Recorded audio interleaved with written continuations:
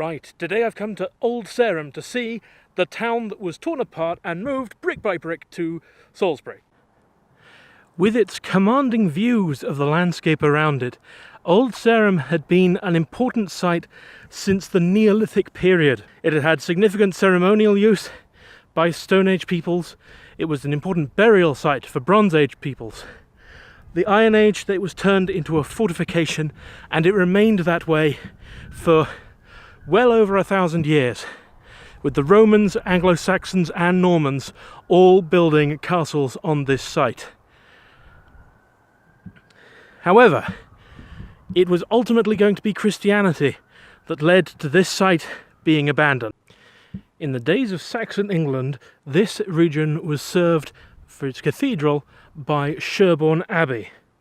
But in 1075, King William decided that he needed a new centre for ecclesiastical study, somewhere that was more easily defensible. So he moved it here to Old Sarum. And these old foundation stones are that original cathedral. It was built so that it was a stone's throw from this old castle.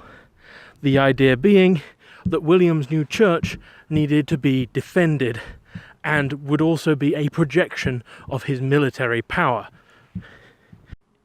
It was a relatively small and solid building, built in the late Romanesque, early Norman design.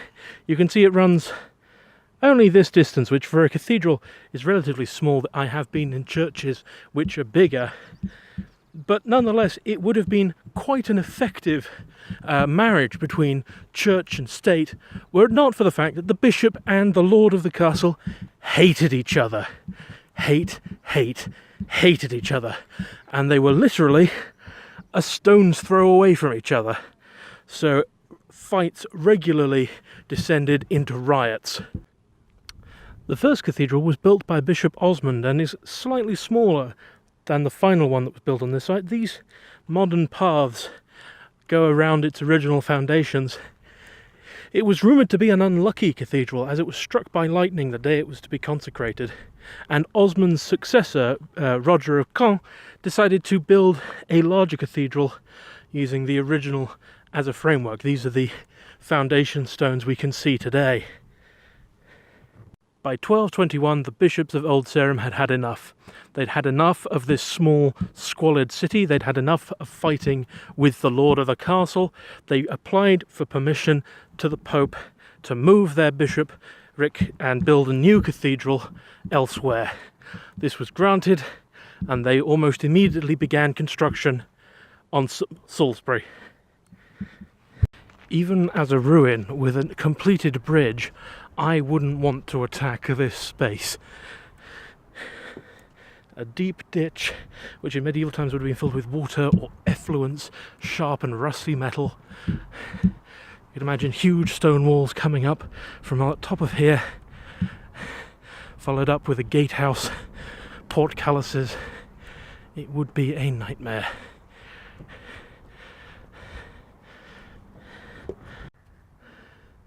Just to demonstrate how huge these ramparts would have been. There are two small people standing at the top there, and originally much higher walls would have been built on top of these massive ramparts. It's not the sort of thing that you could easily storm. In fact, many castles like this were not intended to be stormed. They were just meant to be sieged. You slow your invader down, deny them ground, and force them to sit there until a relief army can arrive. And there, in sight of the walls of Old Sarum, is New Salisbury Cathedral, a magnificent edifice of stone with the tallest medieval tower in Europe, except for one exception, which I'm going to look up later and put on the bottom of the screen. Drew everyone off the top of this hill. Every tradesman, every crafter, every peasant farmer, they all went down into the valley to be near the cathedral and to get away from the tyrannical lords that lived on top of the hill. The bishops and Christianity are usually given the blame for the death of Old Sarum. Once they left the hill, everyone followed. However, it shouldn't be viewed as everyone following the bishops. Really, everyone just wanted an excuse to leave the hill. There's no good natural water sources here. There is no industry. Farms are a long way away. Unless you want to have a castle, it's not a sensible place to live. So, once the bishops broke the ice and moved down into the valley, everyone followed because it was a sensible idea. And in the valley they could rebuild in such a ridiculous scale, it barely compares. You could fit the original old Sarum cathedral inside this one, I would say easily a dozen times. Because of the huge land grant that was given to them, the bishops became incredibly wealthy, and to this day this is the largest cathedral close in England, over 80 acres. Salisbury Cathedral really deserves an episode in its own right, and maybe when it's not tourist season anymore I'll go back and record one.